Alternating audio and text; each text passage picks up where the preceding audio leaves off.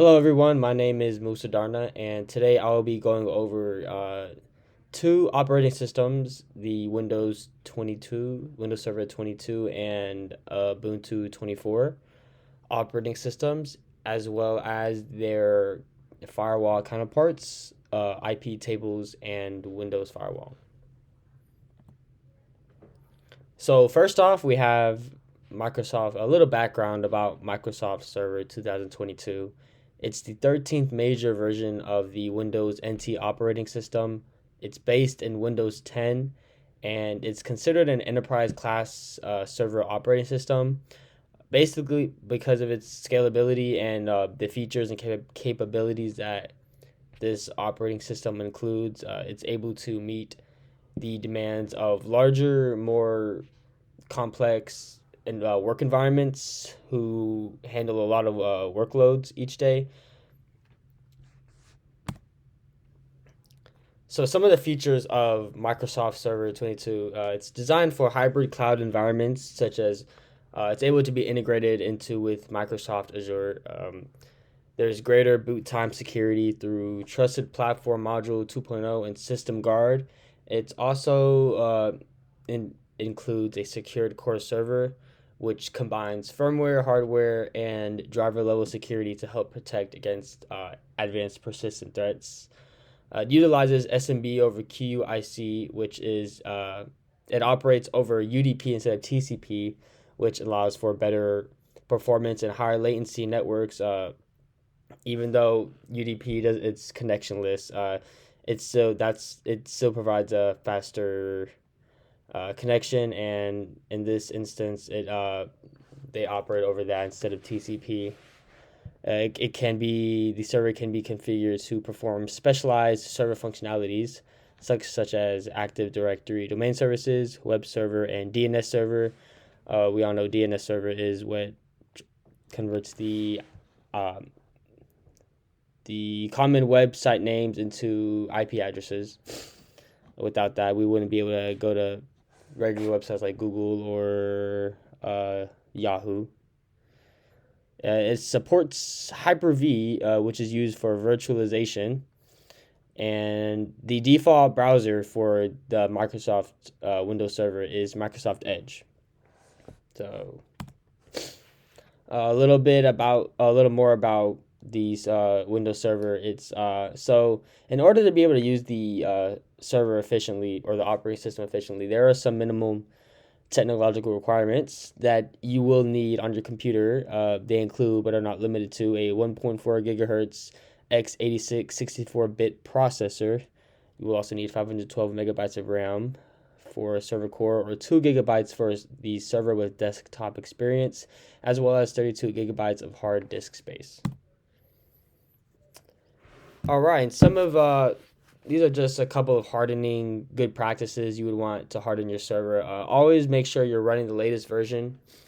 This is probably the best way, or probably the easiest way. You can just make sure that you're hardening your server. Just make sure you're running. Always make sure your server is updated. Apply the latest patches. Enable secured core features. It's included in the operating system, so it's good practice to use it. It allows for hardware-backed protection against those advanced persistent threats. Enable secure boot.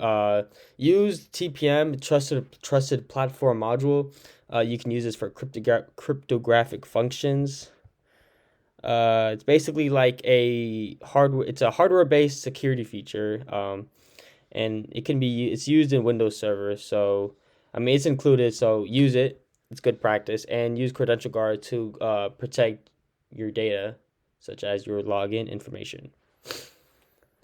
And always another good practice would be to apply least privilege principle, making sure that only the things that is necessary for a user to access, they are given access to it. So this can reduce the attack surface on a system.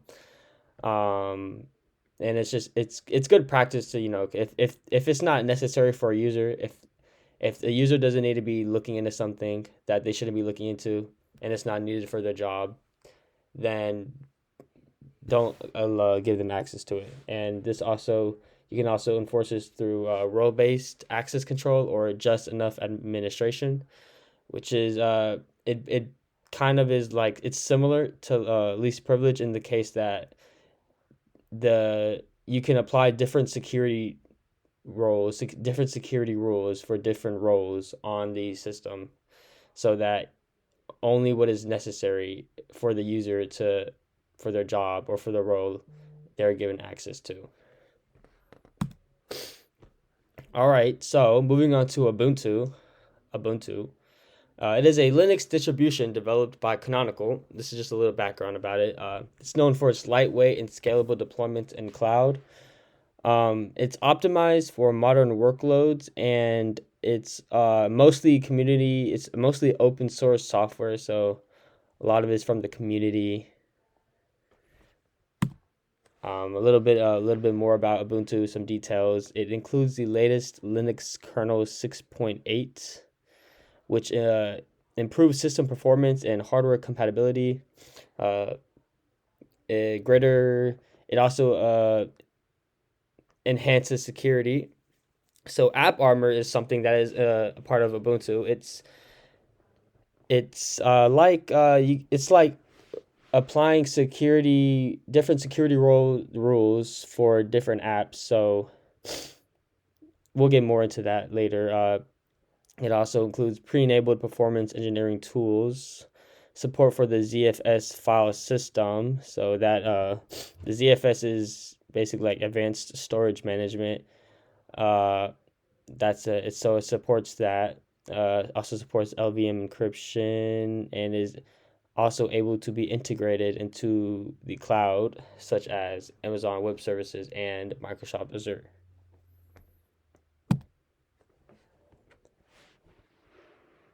So, good practices to harden your Ubuntu server. Disable any unused services. Remove any unnecessary packages if you don't need it.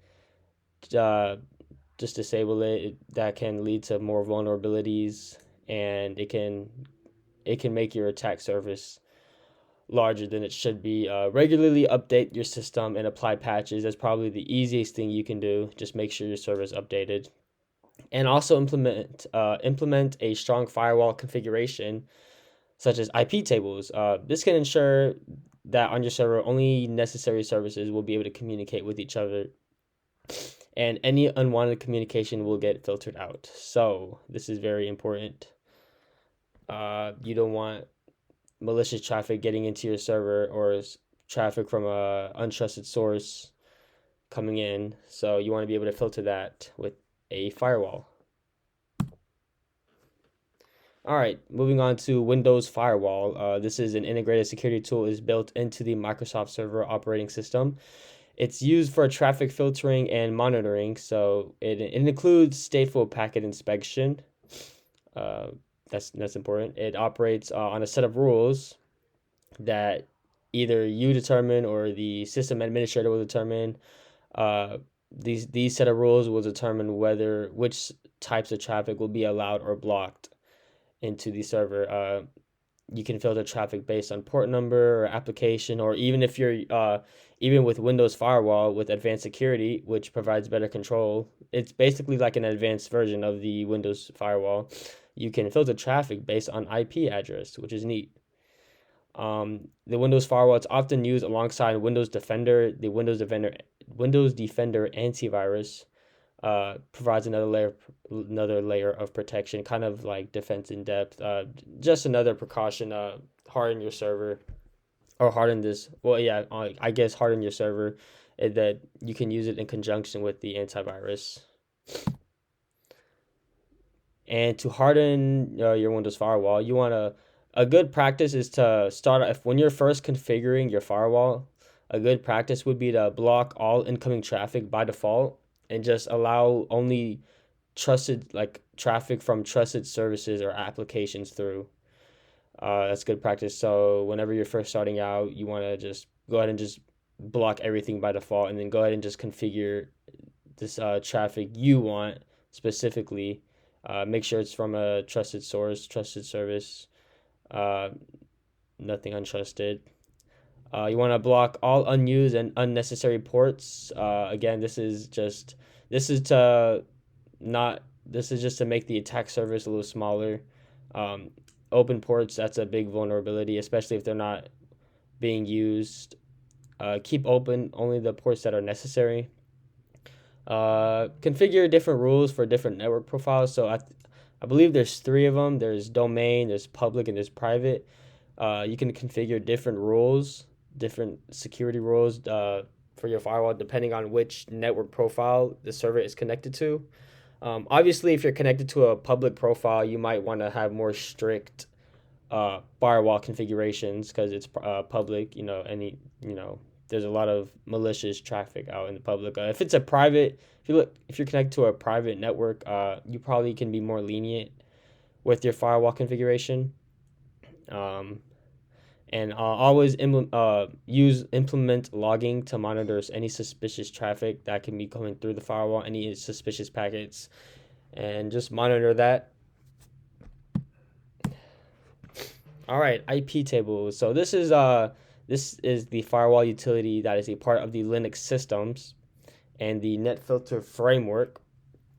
It also supports stateful packet inspection. Excuse me. And it is primarily used to set up, maintain, and inspect IP packet filter rules in the Linux systems. So basically, you can use this is also used. It's used similar to the Windows. Well, I mean, they're both firewalls, so they're pretty much perform the same function. They're filtering out traffic based on rules, except this one is a little different. It can be based on address ports and protocols, but IP tables is a little different because it consists of three different main components: chains, tables, and targets. So each component of the IP tables is important to the filtering. So there are 5 chains: pre-routing, input, forward, output, and post-routing. There are also different tables. Each table is responsible for different tasks. There's the filter table, the network address translation table, the mangle table, the raw table, and the security table. And there's also targets. Targets specify where a packet should go. It basically gives an action based. It gives an action for if a packet is sent through, like what will happen to the packet. So, for example, accept basically means let the packet through. Drop it, return. And then there's also these are the most common extension targets that are used. So, DNAT, log, masquerade, reject, SNAT, trace, and TTL. These are the most common ones. But the main ones that are usually applied to a packet is accept, drop, and return.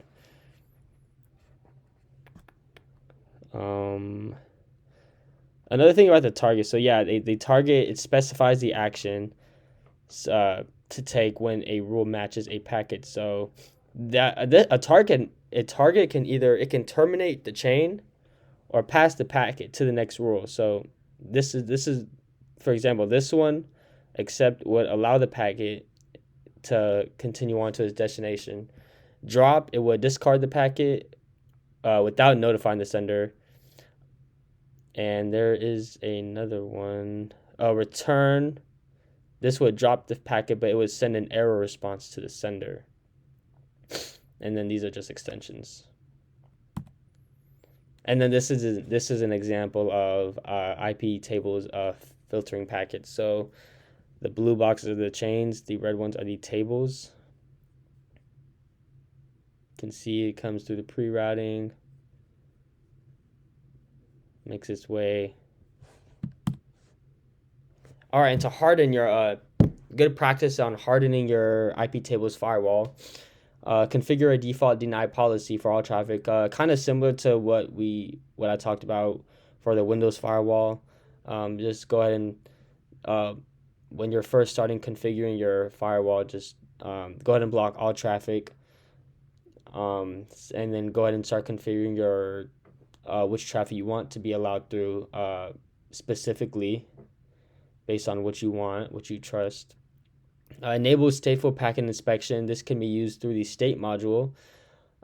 This state module can be used to allow established and related connections And you can also put a limit on it'd be a good practice to put a limit on new incoming connections, so as to prevent any denial of service or brute force attacks, just in case that ever becomes a scenario. You can limit that. You can limit the incoming connections coming to your firewall, and then also implement logging to help monitor suspicious network activity and packets. This is just so if you do get any suspicious activity, you want to be able to monitor that and log that and see, so you can take a look at it, inspect it later, more in depth.